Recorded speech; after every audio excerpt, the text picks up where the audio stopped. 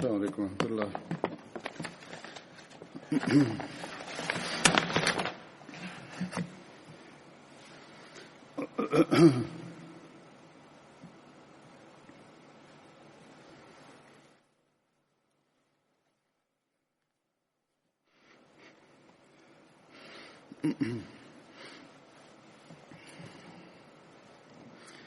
أشهد أن لا إله إلا الله وحده لا شريك له وأشهد أن محمدا عبده ورسوله أما بعد فأعوذ بالله من الشيطان الرجيم بسم الله الرحمن الرحيم الحمد لله رب العالمين الرحمن الرحيم مالك يوم الدين إياك نعبد وإياك نستعين اهدنا الصراط المستقيم صراط الذين أنعمت عليهم غير المغضوب عليهم ولا الضالين.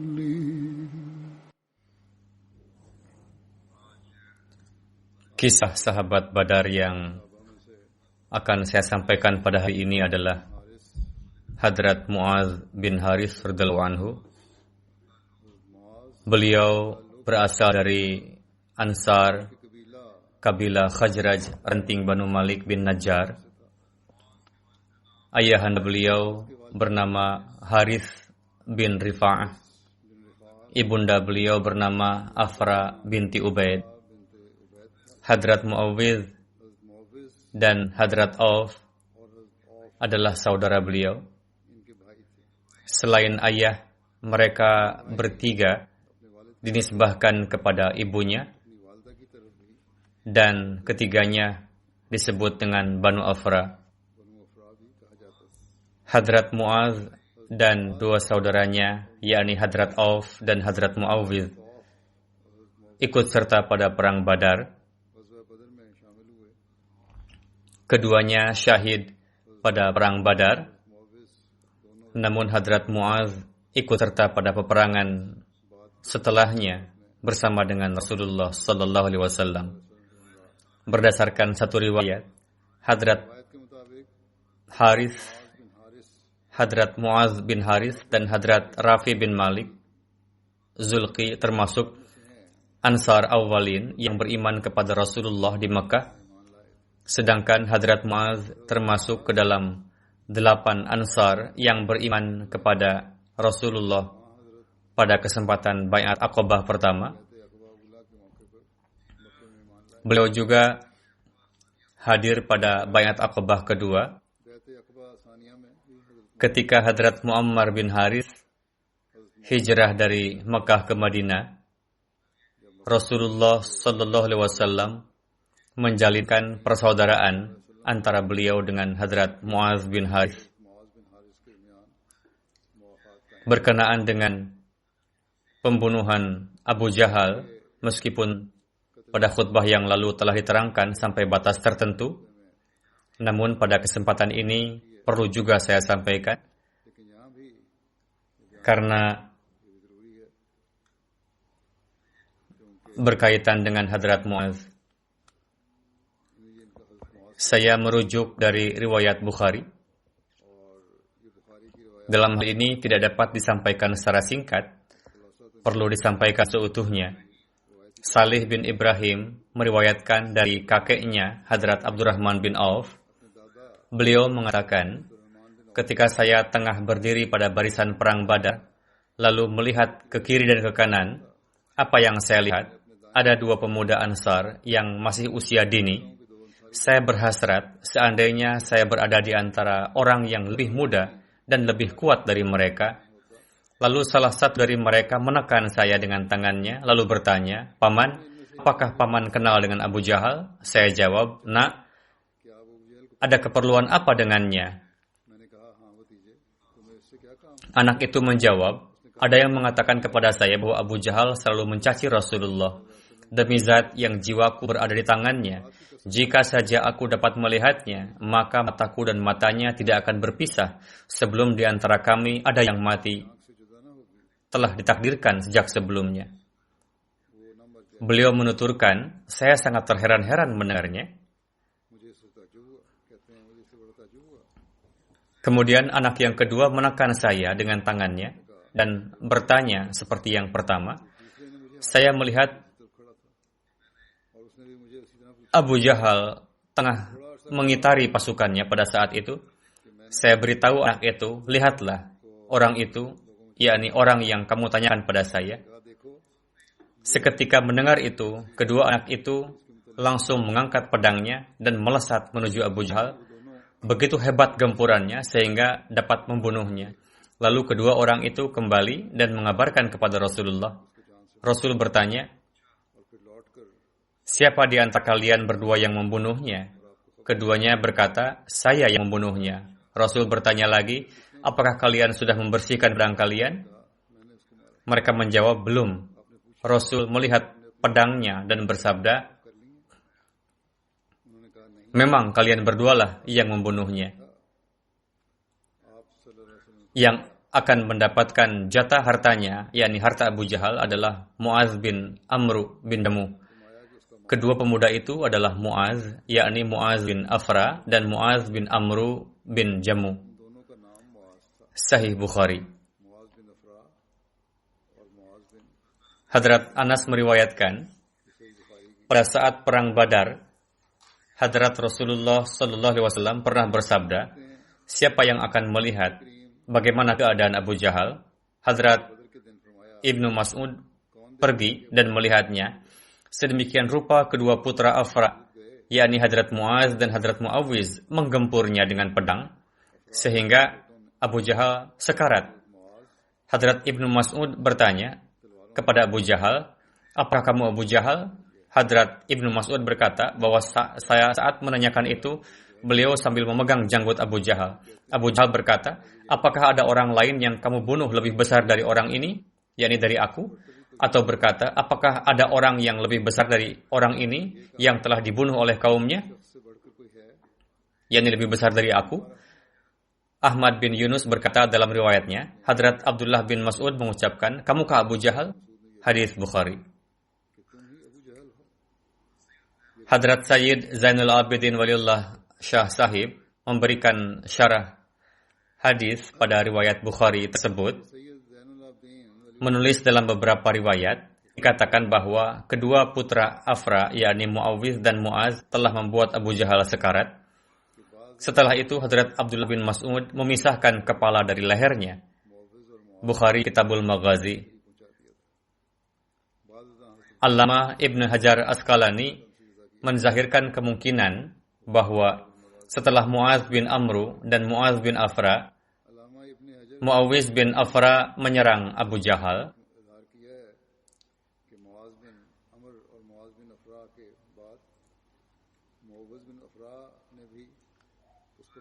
Pada saat perang Badar, siapa saja yang ikut andil dalam pembunuhan Abu Jahal, berkenaan dengan ini didapatkan keterangan lengkap sebagai berikut.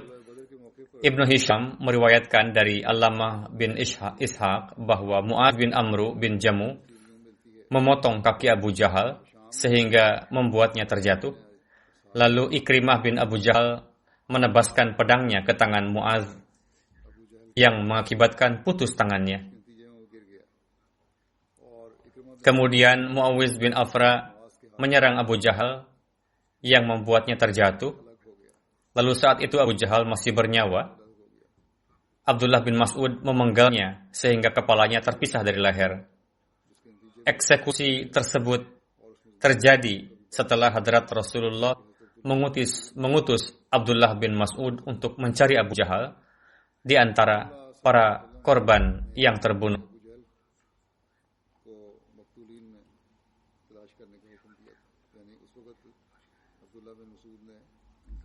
Menurut Sahih Muslim, kedua putra Afra menyerang Abu Jahal hingga mati. Begitu juga dalam Bukhari disebutkan sama pada bab Qatlu Abu Jahal. Menurut Imam Qurtubi, pendapat yang menyatakan bahwa kedua putra Afra yang membunuh Abu Jahal adalah meragukan.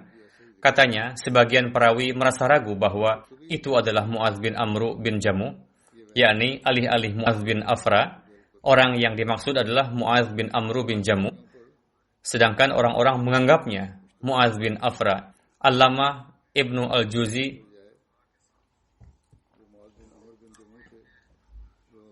mengatakan Mu'adz bin Jamu bukanlah keturunan Afra. Mu'adz bin Afra termasuk orang yang membunuh Abu Jahal. Mungkin saja ada saudara atau paman Mu'adz bin Afra saat itu. Atau dalam riwayat disebutkan seorang putra Afra, lalu perawi telah keliru menyebutnya kedua putra. Alhasil,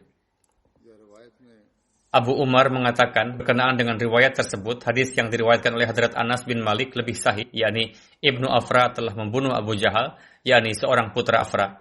Ibnu Tayyim mengatakan terdapat kemungkinan bahwa kedua Mu'adz, yakni Mu'adz bin Amru bin Jamu dan Mu'adz bin Afra adalah bersaudara dari garis ibu atau keduanya merupakan saudara sepesusuan.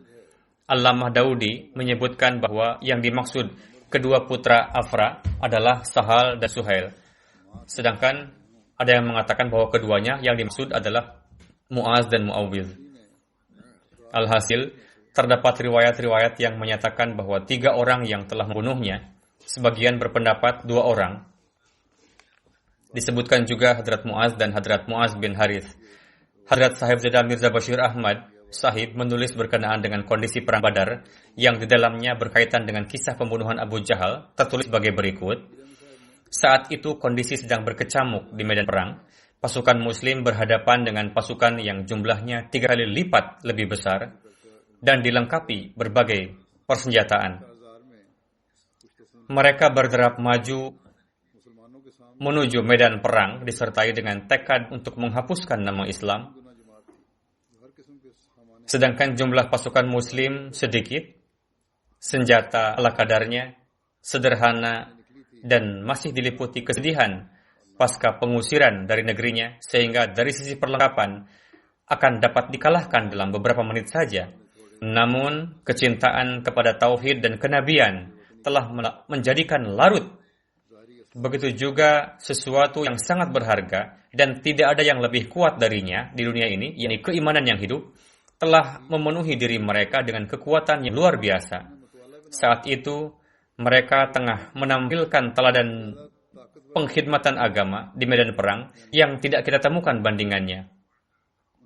Setiap orang berlomba-lomba satu sama lain untuk berderap maju dan nampak sangat berhasrat untuk mempersembahkan jiwanya di jalan Allah Ta'ala. Hamzah, Ali, dan Zubair telah menumbangkan barisan saf musuh. Gejolak ketulusan Ansar sedemikian rupa, di mana Abdurrahman bin Auf meriwayatkan, ketika peperangan dimulai, saya melihat ke kiri dan kanan saya. Namun apa yang saya lihat? Ada 2 pemuda Ansar berdiri di sebelah kanan dan kiri saya. Melihat mereka, semangat saya menjadi sedikit menurun, karena dalam peperangan seperti itu, sangat bergantung pada pertempuran kawan yang ada di sebelah kiri dan kanan. Yang dapat bertempur dengan baik adalah mereka yang sisinya terlindungi. Namun Abdurrahman mengatakan, ketika saya berpikir seperti itu, salah seorang dari keduanya bertanya kepada saya dengan suara pelan, seolah-olah mereka ingin menyembunyikan satu sama lain, ingin supaya yang lainnya tidak mengetahui. Ia bertanya, wahai paman, yang manakah Abu Jahal, orang yang selalu menyakiti Rasulullah di Mekah? Saya telah berjanji kepada Tuhan untuk membunuhnya, atau terbunuh dalam upaya untuk membunuhnya. Belum saja saya menjawabnya, Dari arah yang lain, anak kedua bertanya sama dengan suara pelan. Melihat keberanian mereka, saya sangat terheran dibuatnya, karena Abu Jahal adalah pemimpin laskar yang mana di sekelilingnya dijaga oleh pasukan yang berpengalaman. Saya tunjukkan dengan tangan saya, lalu berkata, itulah Abu Jahal. Baru saja mengisyarahkan, lalu kedua anak itu langsung melesat seperti burung elang yang menembus barisan musuh, lalu sampailah di sana. Kemudian mereka melancarkan serangan dengan hebatnya, sehingga Abu Jahal dan kawan-kawannya hanya bisa menyaksikan. Lalu Abu Jahal tumbang ke tanah. Ikrimah bin Abu Jahal pun tengah menyertai ayahnya saat itu. Ia tidak dapat menyelamatkan ayahnya, namun ia menebaskan pedangnya dari belakang kepada Muaz sehingga membuat lengan kirinya putus dan menggantung. Muaz mengejar Ikrimah, namun Ikrimah lolos. Karena tangan putus lunglai dapat mengganggu pertarungan. Untuk itu Muaz menariknya dengan keras sehingga terpisah dari tubuhnya, kemudian bertempur lagi. Hadrat Khalifatul Masih yang kedua radhiyallahu anhu menjelaskan kejadian tersebut sebagai berikut.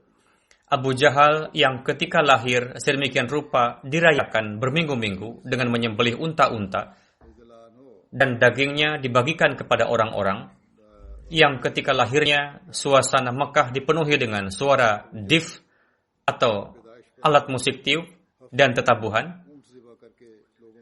Kelahirannya dirayakan dengan penuh kebahagiaan di seluruh Mekah.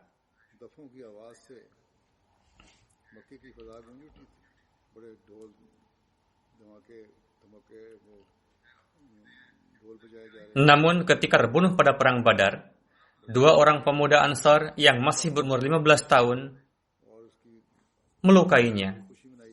Hadrat Abdullah bin Mas'ud mengatakan, ketika orang-orang kembali pulang pasca perang, saya pergi untuk melihat orang-orang yang terluka di medan perang.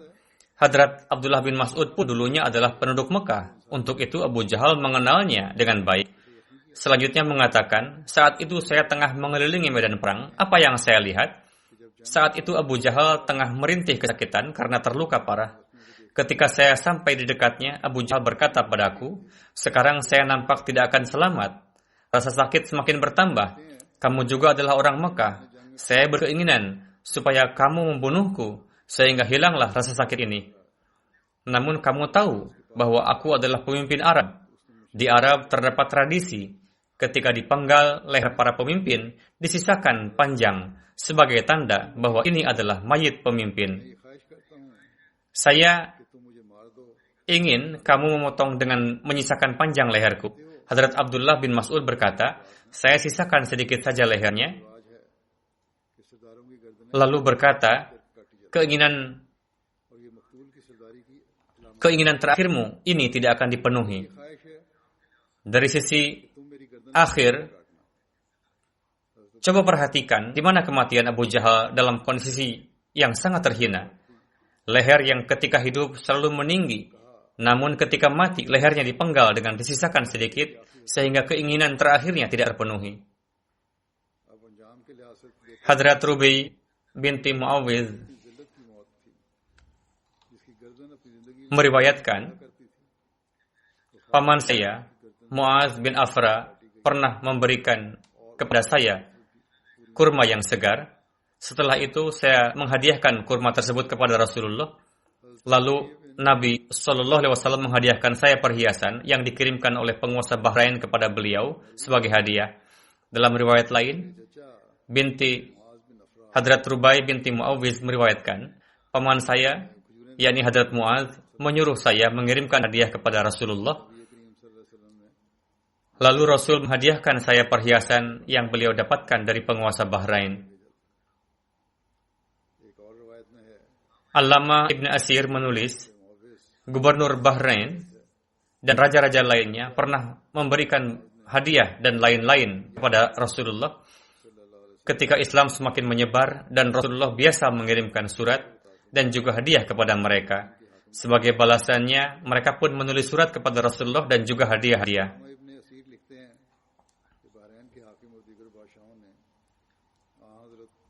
Hadrat Muaz bin Haris memiliki 4 istri.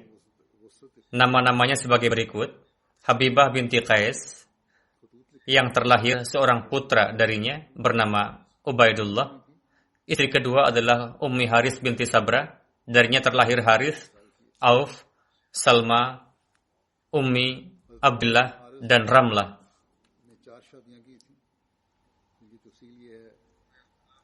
Istri yang ketiga adalah Ummi Abdullah binti Numair. Darinya lahir Ibrahim dan Aisyah. Istri keempat adalah Ummi Thabit Ramlah binti Haris. Darinya lahir Sarah.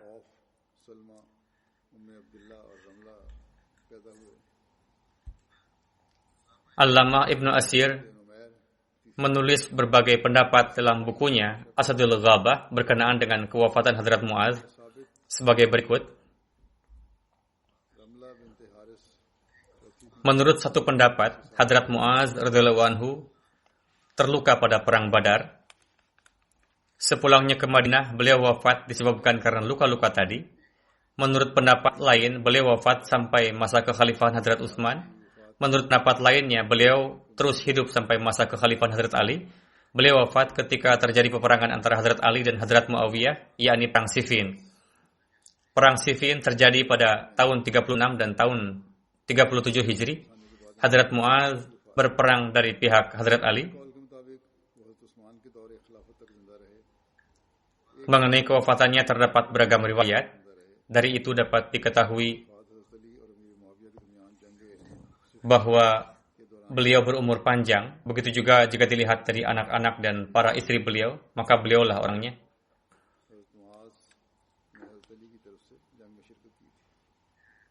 Setelah ini, saya akan sampaikan zikri khair atas kewafatan yang terhormat Rana Naimuddin Sahib bin Mukarram Ferozuddin Munshi Sahib. Innalillahi wa inna ilaihi raji'un. Beliau sakit cukup lama, sering masuk rumah sakit karena keluhan beragam penyakit. Dokter pun pernah mengatakan bahwa ini adalah kali terakhir, namun Allah Ta'ala menurunkan karunia-Nya lalu sembuh. Ketika beliau sembuh dan mampu berjalan, beliau biasa datang ke masjid. Bagaimanapun, penyakit terakhirnya itu terbukti ganas dan menyebabkan kewafatan beliau. Berdasarkan dokumen Rana Sahib, lahir pada tahun 1934. Berdasarkan riwayat lainnya, ada yang mengatakan tahun 30 atau 32. Namun berdasarkan dokumen resmi, beliau lahir tahun 34. Menurut itu, beliau tutup usia pada usia 86 tahun. Pertama kali jemaat masuk ke dalam keluarga beliau melalui ayahanda beliau, Ferozuddin Sahib, yang baiat kepada Hazrat Masih Maud alaihi salam melalui surat pada tahun 1906. Lalu, pasca perpisahan India dan Pakistan, awalnya beliau pindah ke Lahore, Pakistan. Lalu, pada tahun 48, pindah ke Rabwah. Setelah itu, beliau mempersembahkan diri untuk Furqan Battalion. Lalu, Hadrat Khalifatul Masih kedua, radhiyallahu anhu, mengutus beliau ke dekat Mirpur Khas untuk mengurusi tanah. Beliau tinggal beberapa tahun di sana. Beliau sudah lama masuk Nizam al-Wasiyat, yakni tahun 51. Istri beliau bernama Sarah Parvin, cucu dari sahabat Hadrat Masih Maud alaihi salam bernama Daulat Khan Sahib.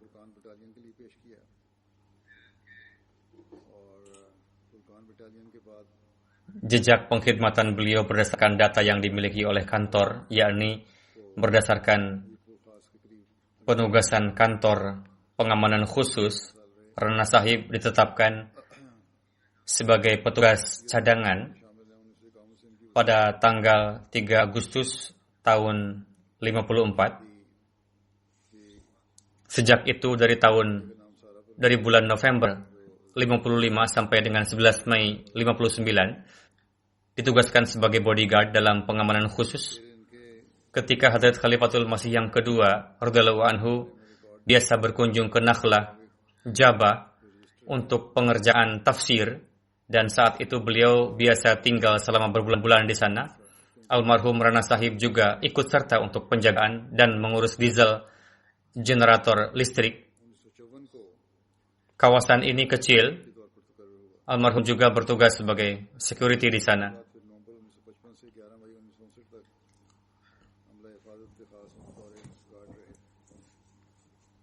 Menurut data di kantor Al-Wasiat, pada tahun 78 beliau berhenti bertugas di bagian pengamanan.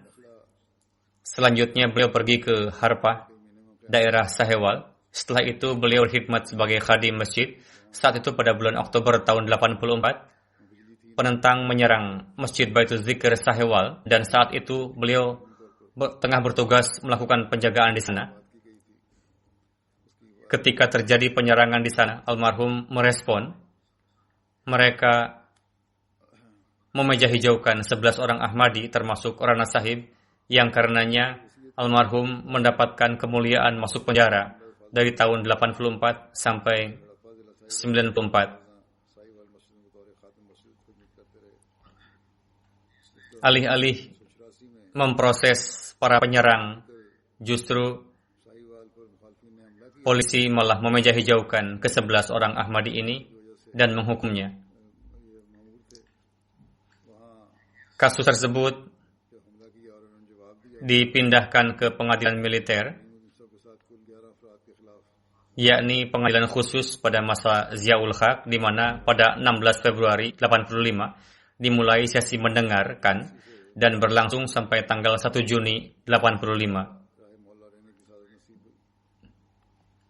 Jumlah semuanya adalah 11 orang, namun kemudian hari tinggal 7 orang, yang salah satunya adalah Rana Sahib, yang putusannya ditunda. Yang 4 orang, 2 orang diantaranya pindah ke luar negeri, 2 orang lagi dibebaskan, sementara yang 7 orang putusannya ditunda. Kemudian pengadilan tersebut, yakni pengadilan militer khusus, menetapkan hukuman mati bagi Ilyas Munir dan Rana Sahib. Selebihnya yang 5 orang ditetapkan hukuman penjara 25 tahun.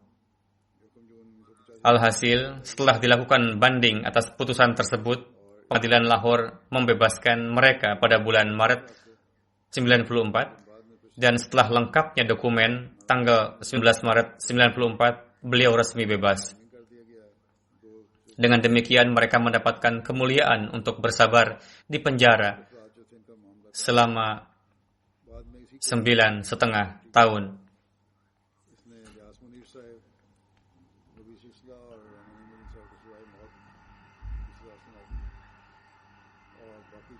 Para penentang mengajukan banding ke Supreme Court atas putusan pembebasan mereka di High Court.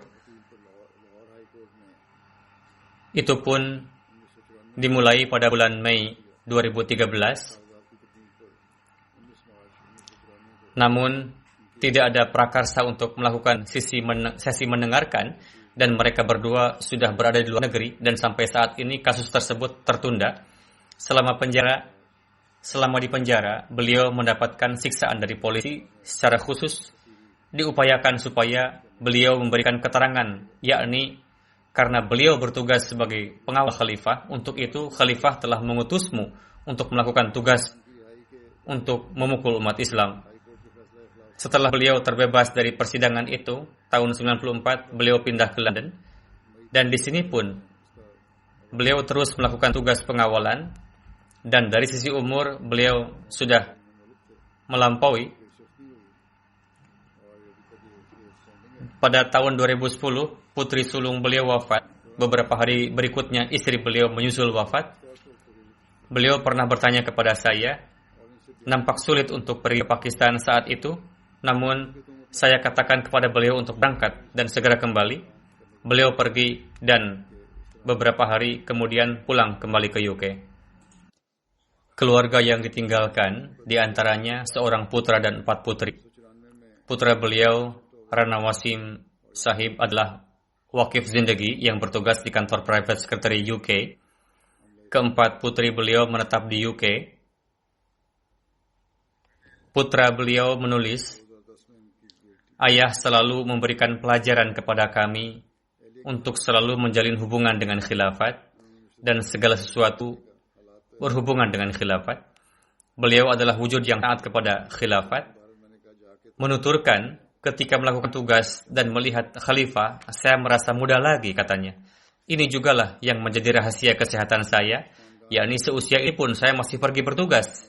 Jika tidak, saya sudah harus terlentang di tarpai, yakni di kasur. Almarhum sangat disiplin waktu. Beliau selalu bersiap 2-3 jam sebelum pergi melaksanakan tugas. Jika saya katakan kepada ayah bahwa waktu masih banyak, ayah malah menjawab, memangnya kenapa? Duduk di rumah pun mau ngapain? Seorang dokter bernama Hisham menulis, ketika saya membaca dokumen beliau, saya merasa heran, orang yang sudah berumur seperti beliau dengan penyakit seperti itu biasanya hanya bisa diam saja di rumah atau ditempatkan di panti jompo. Namun almarhum masih berjalan ke sana kemari dan almarhum selalu mengatakan, inilah yang menjadi rahasia kesehatan saya, yakni saya datang untuk berada bersama khalifah dan bersahabat dengannya. Putra beliau menulis, saya sering memijat ayah. Suatu hari ketika saya tengah memijat kaki beliau dan sampai pada bagian dekat lutut beliau, beliau bersuara. Lalu saya bertanya, ada apa ayah? Beliau menjawab, tidak apa-apa. Lalu saya berkali-kali meminta ayah menjelaskan penyebab rasa sakit itu. Ayah menjawab, itu rasa sakit sewaktu di penjara. Almarhum senantiasa menzahirkan kesabaran. Ketika beliau disiksa di penjara dengan cara yang zalim, beliau bersabar dalam menghadapinya. Begitupun setelah keluar dari penjara, standar kesabaran beliau tetap tinggi. Ketika tidak sehat, beliau tidak menceritakannya kepada orang lain, melainkan sering mengatakan, Alhamdulillah, saya baik-baik saja. Bagaimana standar ketaatan beliau kepada khilafat? Dikatakan, suatu kali saya tengah duduk bersama dengan ayah, dan saya sering minta ayah untuk menceritakan kisah-kisah. Suatu hari ayah bercerita, ketika Hazrat Khalifatul Masih kedua, radhiyallahu anhu, berkunjung ke Jabah, Nakhlah, yakni untuk pengerjaan tafsir, suatu ketika Huzur marah kepada saya karena suatu alasan.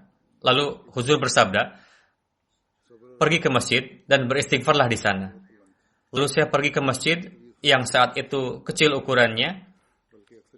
Saya beristighfar di halaman masjid sambil duduk. Tidak lama kemudian datang angin kencang disertai hujan. Namun saya tetap diam di tempat dan terus beristighfar. Setelah berlangsung cukup lama dan salah satu bagian atap masjid pun ada yang terbang, Huzur bersabda, kemana naik? Beberapa orang datang ke masjid untuk mencari saya dan berkata, Huzur memanggilmu. Ketika saya hadir ke hadapan Huzur, Huzur bersabda, saya tahu bahwa kamu pasti sedang duduk di sana. Pergilah, saya sudah memaafkanmu. Putra beliau mengisahkan, ketika Huzur kedua mulai menulis tafsir, saat itu ayah mendapatkan kesempatan untuk mengkhidmati Huzur. Ayah selalu menceritakan kebahagiaan akan hal itu. Kebiasaan beliau adalah menceritakan kisah-kisah yang membahagiakan, namun kisah yang menyedihkan tidak menceritakannya kepada orang lain. Selanjutnya, menulis perihal kelebihan beliau. Almarhum adalah seorang ayah yang pengasih dan kawan yang baik. Setelah mewakafkan hidup, almarhum mengatakan bahwa wakaf saya telah diterima. Suatu hari almarhum mengatakan, ini merupakan tanggung jawab besar. Jagalah wakaf kita dan biasakanlah bertaubat dan istighfar. Jagalah wakaf kita dengan biasakanlah taubat dan istighfar. Jika ada yang menyakiti, diam saja jangan berdebat. Serahkanlah segala sesuatu pada Allah Ta'ala. Bersabarlah dan jangan pernah tinggalkan kesabaran. Allah Ta'ala bersama orang-orang yang sabar. Almarhum biasa memberikan nasihat kepada saya, layaknya teman. Istri saya yang juga merupakan menantu almarhum selalu diperlakukan seperti teman oleh almarhum, bahkan lebih dari anak-anak perempuan beliau sendiri. Almarhum pernah menceritakan suatu kejadian kepada saya bahwa ayah pernah mendapatkan tugas untuk mengkhidmati Hadrat Ammajan, yakni istri dari Hadrat Masih Maud alaihissalam. Ketika almarhum berwasiat, beliau pun menasihatkan kepada kerabat lainnya untuk berwasiat. Almarhum sangat disiplin dalam canda, biasa membayar canda pada tanggal pertama setiap bulannya. Setelah itu, baru untuk pengeluaran yang lainnya. Almarhum biasa membantu banyak orang secara diam-diam, tidak pernah menceritakannya kepada orang lain.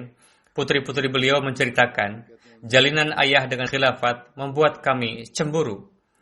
Kecintaan beliau pada khilafat memenuhi seluruh nadi beliau. Ketika menceritakan perihal khilafat, perihal khalifah, mata beliau berkaca-kaca. Mengenai sikap hormat almarhum terhadap atasan, seorang putri beliau menulis, suatu kali kami semua bersama dengan ayahanda sedang duduk di kantor private secretary untuk mulakat dan menunggu dipersilahkan masuk. Tiba-tiba kami melihat ayah kami berdiri dengan sikap siaga, seperti layaknya sedang bertugas. Kami merasa heran, mengapa beliau tiba-tiba seperti itu? Ketika saya sedikit mendongakkan kepala, maka nampak naib officer hifazat datang ke kantor untuk suatu pekerjaan atau datang untuk bertugas, untuk menghormati beliau, lalu ayah saya berdiri. Selama atasan beliau tersebut ada di sana, beliau tetap berdiri. Ketika atasan beliau itu keluar, barulah beliau duduk kembali. Ini adalah peristiwa yang berlangsung hanya beberapa menit, namun kami telah diajarkan banyak hal dari peristiwa itu. Sepanjang umur kami selalu dinasihati bahwa jika ingin mengambil faedah dari kehidupan ini, maka jalinlah hubungan sedemikian rupa dengan khilafat, sebagaimana besi melekat dengan magnet. Selanjutnya putri beliau melanjutkan, ketika beberapa hari yang lalu ayahanda memberikan hadiah lebaran kepada kami 4 saudara dan juga ipar beliau, kami mengatakan, ayah, sekarang ini Ramadan saja belum mulai. Ayah berkata, waktu tidak yang tahu, janganlah menunda-nunda untuk memenuhi kewajiban kita. Dan demikianlah beberapa hari sebelum kewafatannya, beliau masih sempat memberikan hadiah lebaran kepada anak-anaknya. Menantu beliau mengatakan, beliau sangat memperhatikan saya. Beliau selalu menasihati saya seperti layaknya ayah sendiri. Ketika ayah kandung saya wafat, maka beliau mengatakan kepada putra beliau, kalian berdua pergilah ke Pakistan dan ikut sertalah dalam pemakamannya. Selanjutnya, menantu beliau tersebut menulis, di malam hari, jam berapapun saya terbangun, saya selalu melihat beliau sedang salat. Beliau sangat mencintai khilafat. Setiap orang kurang lebih menuliskan hal ini. Jalinan kesetiaan beliau dengan khilafat sangat luar biasa dan selalu mengatakan bahwa berkat doa-doa dari khalifah lah saya bisa bertahan di penjara, dan berkat doa-doa khalifah pula lah saya bisa di sini sekarang. Beliau juga mengatakan, surat penjatuhan hukuman mati yang ditandatangani oleh pemimpin negeri ini dikarenakan doa-doa dari khalifah, surat itu tidak tahu entah kemana. Dan Tuan Rana telah menjadi tanda yang hidup di hadapan dunia. Putra beliau, Abdah, mengatakan, almarhum selalu menasihati putra-putri kami untuk selalu menjalin hubungan yang erat dengan Allah Ta'ala dan khilafat. Almarhum mengatakan bahwa dalam hal inilah terdapat kesontasaan kalian. Almarhum selalu menasihatkan untuk membaca Al-Quran serta dawam dalam salat dan tahajud. Nyonya Abidah mengatakan, saya tidak pernah melihat dalam hidup saya beliau pernah meninggalkan salat tahajud. Bagi kami, beliau adalah khazanah doa-doa, sangat mengkhidmati tamu dan sangat perhatikan kerabat yang berkekurangan. Beliau secara dawam membayarkan canda almarhum ayah, ibu, dan istri beliau pasca kewafatan. Saya melihat dan mendengar beliau selalu membacakan satu syair ini berikut dengan suara yang lantang, yakni, kami ridho terhadap apa yang menjadi keridaan Engkau, ya Tuhan.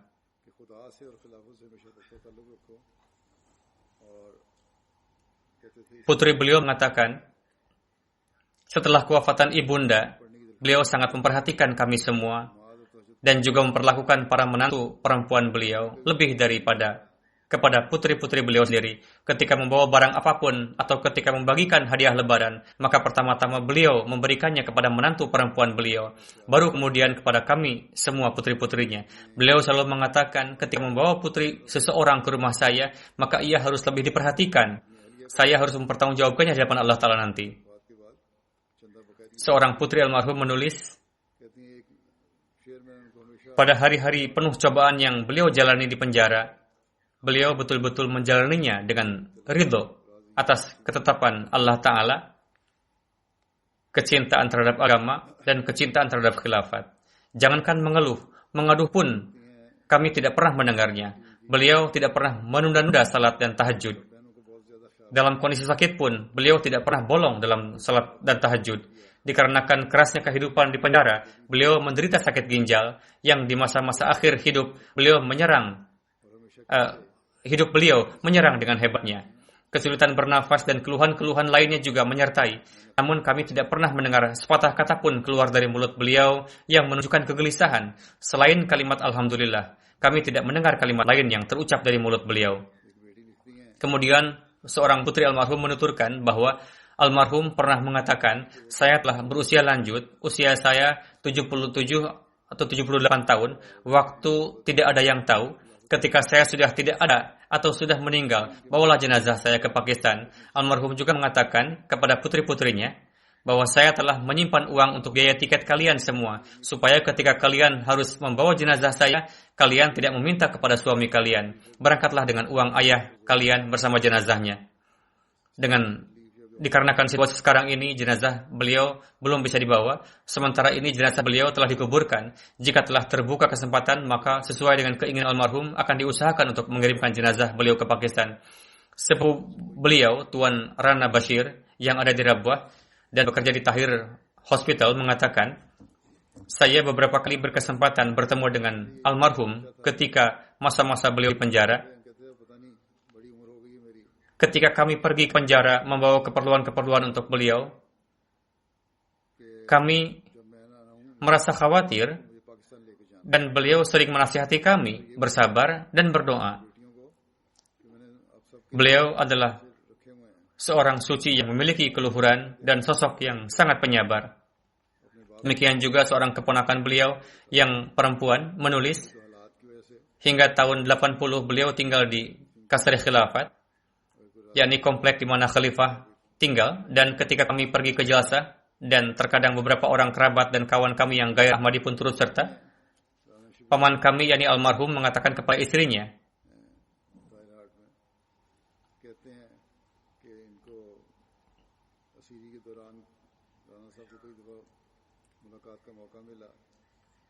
paman kami yakni almarhum mengatakan kepada istrinya, selalu perhatikanlah para tamu, jangan sampai ada kesulitan ketika makan atau tidur. Jika kekurangan tempat, maka beliau membawa anak-anak beliau pergi ke gudang atau dapur, kemudian tidur di sana. Sedangkan untuk tidur, para tamu beliau tempatkan di ruangan yang baik itu di kamar atau beranda. Almarhum mengatakan, mereka ini adalah para tamu Hadrat Masih Maud alaihi salam. Jangan sampai mereka merasakan ketidaknyamanan. Seorang keponakan beliau menuturkan, saya pergi ke penjara untuk menemui beliau. Saya menanyakan mengenai kabar beliau dan ingin mendengar mengenai kejadian tersebut. Maka dengan penuh gairat beliau mengatakan, dalam kondisi apapun, kalimah tauhid harus dijaga. Tidak peduli nyawa sekalipun yang menjadi taruhannya. Keponakan beliau tersebut mengatakan, saya merasakan kalimat ini bukanlah berasal dari seorang manusia. Ini adalah suara malaikat. Beliau seorang Ahmadi yang sangat pemberani, penjaga kalimah tauhid, serta pencinta khilafat. Kemudian, beliau mengatakan, ketika saya pindah dari Belgia ke London, sesampainya di sini, almarhum mengatakan kepada saya, kamu harus menjalin kedekatan dengan khilafat. Jika kamu datang ke sini karena khilafat, lantas kamu tidak mentaati dan melaksanakan setiap sabda khalifah, maka tidak ada faedahnya. Almarhum juga mengatakan, laksanakanlah salat secara dawam, dan ketika menghadapi suatu masalah, alih-alih merasa takut atau cemas, senantiasa bersujudlah di hadapan Allah Ta'ala. Beliau sangat membenci kedustaan dan kemunafikan. Beliau sangat memperhatikan tugas-tugas beliau. Terkadang ketika kondisi kesehatan beliau sedang memburuk, keluarga meminta beliau untuk beristirahat, namun beliau selalu mengatakan, "Tidak, saya baik-baik saja. Ini adalah hari-hari bonus yang saya dapatkan di masa tua saya. Berikan saya kesempatan untuk berkhidmat." Tuan Ilyas Munir yang merupakan teman beliau ketika di penjara menulis, "Saya melewati sebagian dari hidup saya bersama dengan Tuan Rana, dan ketika di saat perpisahan terakhir ini, saya tidak bisa melihatnya. Hati saya sangat gelisah. Saya melewati masa tahanan dengan Tuan Rana selama 10 tahun. Satu hari pun saya tidak pernah melihat beliau patah semangat, sampai-sampai ketika tentara menyampaikan kepada beliau perintah hukuman mati yang zalim dan keji dari diktator, maka beliau mendengarkan dan menerimanya dengan gembira. Almarhum memiliki banyak anak dan semuanya masih kecil. Almarhum tidak mempunyai mata pencaharian yang istimewa, namun bertawakal kepada Allah Ta'ala. Almarhum sangat bersemangat dalam mengkhidmati agama dan memikirkan kehormatan jemaat, dan ketika sedang merasa khawatir, beliau akan mengatakan, niatan mereka sangat berbahaya. Hanya Allah Ta'ala lah yang bisa melindungi kita dari mereka. Kemudian Allah Ta'ala pun melancarkan segala urusan beliau. Pernikahan putra-putri beliau pun dilaksanakan ketika beliau sedang dalam masa tahanan. Tuan Ilyas Munir menulis dan menjelaskan secara singkat mengenai peristiwa yang terjadi tersebut. Ketika para penentang menyerang masjid dan mulai melecehkan kalimat syahadat, ayat Al-Quran dan hadis-hadis, saya tidak bisa melupakan pemandangan yang nampak pada peristiwa itu. Saya mendengar almarhum menantang dengan suara yang lantang, "Siapa kamu yang telah berani menghapus kalimat syahadat?" Beliau mengulangi perkataan ini 2 kali. Tuan Ilyas mengatakan, "Sebelumnya saya tidak pernah mendengar beliau berbicara bahasa Urdu. Namun waktu itu almarhum berbicara dalam bahasa Urdu dan berbicara dengan suara yang begitu lantang. Beliau sendiri memaksa 30-40 orang penyerang itu bersembunyi di sudut-sudut masjid dan kemudian mereka melarikan diri. Beliau tidak hanya melakukan ini dengan sangat berani, bahkan ketika polisi bertanya siapa yang telah melakukan penembakan ini, maka tanpa merasa ragu sedetik pun, beliau maju dan berkata, "Sayalah yang telah melakukannya." Setelah itu beliau disiksa dengan berbagai cara dan dipaksa untuk menyebutkan nama pengurus jemaat yang memerintahkan beliau untuk melakukan itu. Namun, sosok yang pemberani ini tidak membiarkan sedikit pun bahaya menimpa pengurus berjemaat. Dan pada kenyataannya memang para pengurus pun tidak tahu kalau beliau memiliki pistol pribadi. Kemudian di hadapan pengadilan yang merupakan pengadilan militer pun, beliau tidak terpengaruh oleh tekanan dalam bentuk apapun. Secara lisan maupun tulisan, dengan lugas dan berani, beliau mengakui bahwa beliaulah yang melakukan penembakan. Dan berkat keberanian, kejujuran, serta semangat untuk menjaga wibawa jemaat inilah, Allah Ta'ala telah memberikan kehormatan dan kesuksesan kepada beliau hingga akhir hayatnya. Dan hingga nafasnya yang terakhir, beliau mendapatkan taufik untuk berkhidmat dengan khilafat. Kemudian Tuan Ilyas Munir menulis, ketika dalam masa tahanan, pada masa itu khutbah Hazrat Khalif Abdul Masih Ar-Rabi rahimahullah belum biasa disiarkan lewat MTA,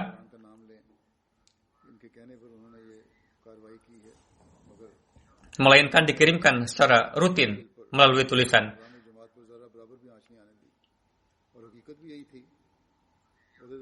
Ayah beliau biasa membawakan materi khutbah Jumat. Tuan Rana kemudian mengajak saya duduk bersamanya dan meminta saya untuk membacakan khutbah. Selama kami tinggal di ruangan terpidana hukuman mati, di mana kami tinggal di ruangan yang terpisah, maka pada masa itu, ketika ruangan dibuka beberapa saat untuk mengumpulkan kami, maka jeda waktu untuk berkumpul tersebut kami gunakan secara khusus hanya untuk menyimak khutbah. Dan kami menyimak khutbah dengan seksama.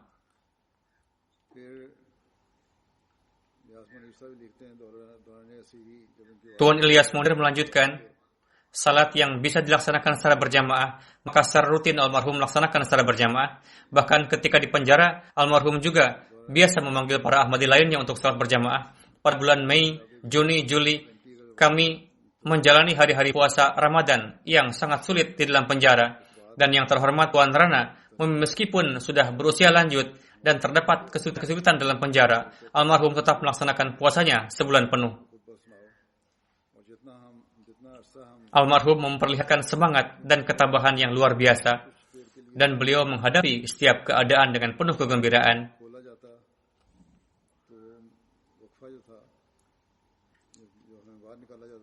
Ketika disampaikan mengenai vonis hukuman mati pun, beliau menjalani masa itu dengan penuh ketabahan, dan kualitas keberanian beliau ini dirasakan oleh orang-orang Ghair Ahmadi.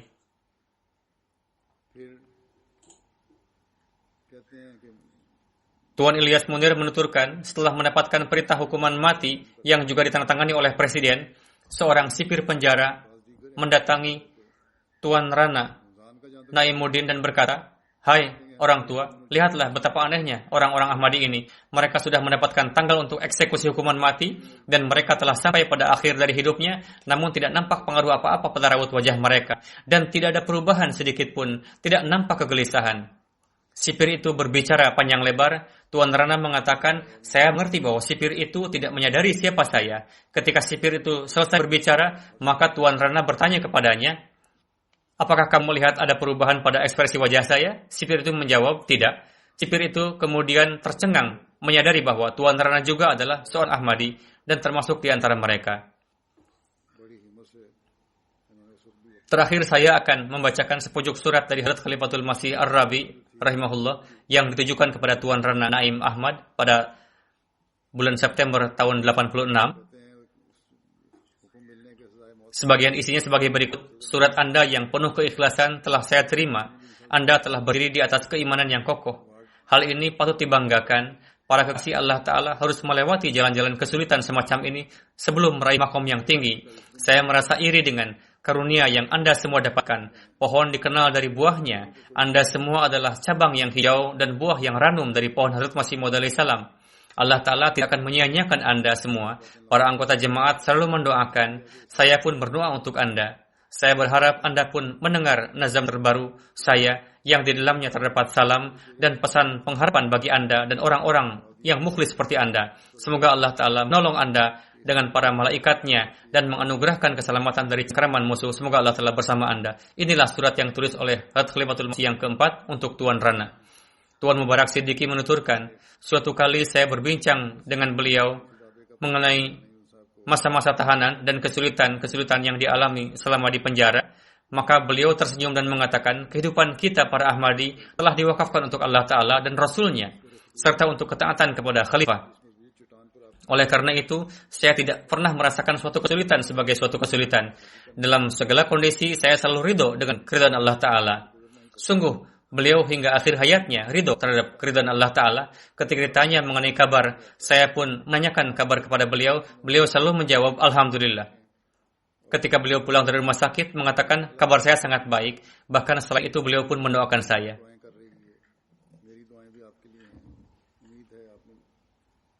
Sebagaimana telah saya katakan, seorang dokter mengatakan bahwa orang yang sakit seperti ini, yang mana kakinya bengkak, biasanya orang itu tidak bisa pergi keluar rumah. Namun beliau datang untuk bertugas dan berdiri. Dokter merasa heran akan hal itu. Dokter mungkin merasa heran, namun ia tidak tahu bahwa di dalam diri almarhum terdapat suatu ghairat, kecintaan terhadap khilafat, semangat untuk senantiasa dekat dengan khilafat yang membawa almarhum datang ke masjid. Saya melihat wajah beliau senantiasa penuh ketentraman dan nampak kecintaan terhadap khilafat. Semoga Allah Ta'ala memperlakukan beliau dengan cinta dan kasih sayang di alam akhirat dan memberikan tempat kepada almarhum di antara hamba-hamba yang Dia kasihi. Saya mengenal almarhum sejak masih kanak-kanak, sebagaimana telah disampaikan ketika almarhum di Jabal Nakhla bersama Hadrat Khalifatul Masih yang kedua, radhiyallahu anhu. Pada waktu itu, ketika musim panas, saya pun pergi ke sana untuk beberapa hari. Pada waktu itu pun, sikap beliau terhadap saya begitu penuh kasih sayang. Dan setelah saya menjadi khalifah, coraknya menjadi berbeda. Sebagaimana kisah-kisah kesetiaan terhadap khilafat yang telah kita dengar, hal tersebut nampak pada diri beliau setiap saat. Semoga Allah Ta'ala memberikan taufik kepada anak keturunan beliau untuk dapat mengikuti jejak langkah ayah mereka dengan kesetiaan Dikarenakan kondisi sekarang ini, saya tidak bisa mengimami salat jenazah beliau dikarenakan adanya pembatasan-pembatasan dari pemerintah. Sangat disayangkan. Insyaallah Ta'ala, di lain kesempatan saya akan memimpin salat jenazah gaib beliau. Terakhir, saya ingin menyampaikan lagi mengenai wabah yang terjadi di akhir-akhir ini, bahwa ada beberapa Ahmadi yang sakit. Doakanlah mereka, semoga Allah Ta'ala menganugerahkan kesembuhan yang sempurna kepada semuanya dan memberikan taufik bagi kita untuk melangkah di atas jalan-jalan keridhaan-Nya. Semoga Allah Ta'ala memberikan taufik bagi kita untuk memenuhi hak-hak ibadah dan hak-hak hamba-Nya, serta segera menjauhkan musibah dari kita.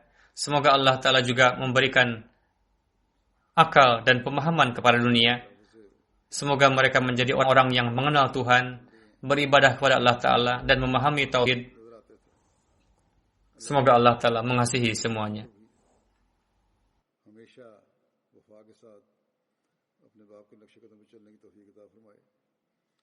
हालात की वजह से उनका जनाजा तो नहीं पढ़ा जा सका, मैं नहीं पढ़ सका, हुकूमती पाबंदियां भी थीं, शॉर्ट रिस्ट्रिक्शंस थीं, इसका अफसोस भी है।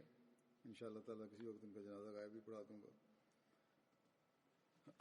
आखिर पर मैं दोबारा आजकल की मर्ज़ के हवाले से ये भी कहना चाहता हूँ कि अपने अहमदी मरीज़ हैं बाज़, उनके लिए भी दुआ करें, अल्लाह ताला सबको शिफ़ाए कामिला अता फरमाए और हमें भी अपनी रज़ा की राहों पर चलने की तौफ़ीक़ अता फरमाए।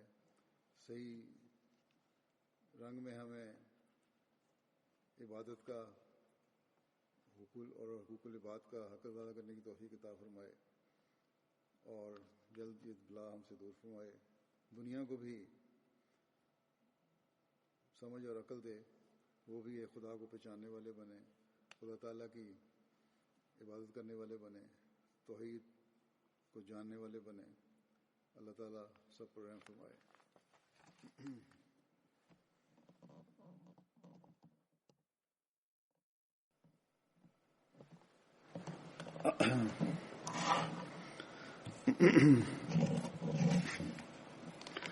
अल्हम्दुलिल्लाह नहमदुहु व नस्तईनुहु अल्हम्दुलिल्लाह नहमदुहु व नस्तईनुहु व नस्तगफिरुहु व नुमिनु बिही व नतवक्कलु अलैहि व नऊज़ु बिल्लाहि मिन शुरूरि अनफुसिना व मिन सय्यिआति अमालिना मन यहदिहिल्लाहु फला मुदिल्ल लहु वमन युद्लिल्हु फला हादिय लहु वनशहदु अन ला इलाहा इल्लल्लाह वनशहदु अन्ना मुहम्मदन अब्दुहु व रसूलुहु इबादल्लाहि रहिमकुमुल्लाह इन्नल्लाहा यामुरु बिल अदलि वल इहसानि व ईताइ ज़िल क़ुर्बा व यन्हा अनिल फ़हशाइ वल मुनकरि वल बग़य यइज़ुकुम लअल्लकुम तज़क्करून उज़्कुरुल्लाह यज़्कुरकुम वदूहु यस्तजिब लकुम वलज़िक्रुल्लाहि अकबर।